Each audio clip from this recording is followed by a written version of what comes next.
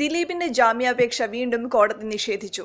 ഗൂഢാലോചന, പീഡനക്കേസ്, IT act തുടങ്ങി നിരവധി കുറ്റകൃത്യങ്ങളാണ് ദിലീപിന്റെ പേരിലുള്ളത്. അതേസമയം നടിയെ ആക്രമിച്ച കേസിൽ ദിലീപിന്റെ ആലുവയിലെ വീട്ടിൽ പോലീസിന്റെ റെയ്ഡ് നടന്നു. അന്വേഷണ സംഘം ഉച്ചയ്ക്ക് ശേഷമാണ് റെയ്ഡിനെത്തിയത്. യുവനടിയെ സുനിൽകുമാർ ഉപദ്രവിക്കുന്ന ദൃശ്യങ്ങൾ നടൻ ദിലീപിന്റെ കൈവശം എത്തിയിട്ടുണ്ടെന്നാണ് പോലീസിന്റെ നിലപാട്. ഇതുമായി ബന്ധപ്പെട്ടാണ് റെയ്ഡ് എന്നാണ് സൂചന.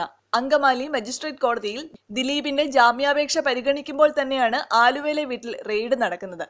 ദൃശ്യങ്ങൾ ദിലീപിന്റെ പക്കലെത്തിച്ചിട്ടും പണം നൽകിയില്ലെന്ന് മുൻപ് സുനിൽകുമാർ മൊഴി നൽകിയിരുന്നു. മുൻപ് ദിലീപിന്റെ ഭാര്യ കാവ്യമാധവന്റെ വസ്ത്രവ്യാപാര സ്ഥാപനമായ ലക്ഷ്യയിലും പോലീസ് റെയ്ഡ് നടത്തിയിരുന്നു. സഹോദരൻ അനൂപിനോട് പൊട്ടിത്തെറിച്ച് ദിലീപ്. അങ്കമാലി കോടതി പരിസരത്ത് വെച്ച് മാധ്യമങ്ങളോട് പ്രതികരിക്കുകയായിരുന്നു അനൂപ്. കോടതിയിൽ ഹാജരാക്കാൻ കൊണ്ടുവന്നപ്പോൾ അന്വേഷണ ഉദ്യോഗസ്ഥരും അഡ്വക്കേറ്റും മാധ്യമപ്രവർത്തകരും നോക്കി നിൽക്കുകയായിരുന്നു ദിലീപ് അനൂപിനെ ശകാരിച്ചത്. നിന്നോട് ആവശ്യമില്ലാത്ത കാര്യം പറയാൻ പറഞ്ഞതാരാ? എന്തെല്ലാമാണ് പറഞ്ഞത് എന്ന് അറിയുമോ? അല്ലെങ്കിൽ തന്നെ പ്രശ്നമാണ്, അതിന്റെ കൂടെയാണ് ഇത് എന്ന് പറഞ്ഞ് അനൂപിനെ കടന്നുപോയി. ദിലീപിനെ കുടുക്കിയതാണെന്നും അദ്ദേഹം നിരപരാധിയാണെന്നും കഴിഞ്ഞ ദിവസം അനൂപ് മാധ്യമങ്ങളോട് പറഞ്ഞിരുന്നു. എല്ലാവരുടെയും പണി കഴിയട്ടെ, അത് കഴിഞ്ഞ് ഞങ്ങൾ പണി കൊടുക്കുമെന്നും അനൂപ് പറഞ്ഞു. അനാവശ്യമായ ആരോപണങ്ങളാണ് കുടുംബത്തിനെതിരെ ഉണ്ടാകുന്നത്.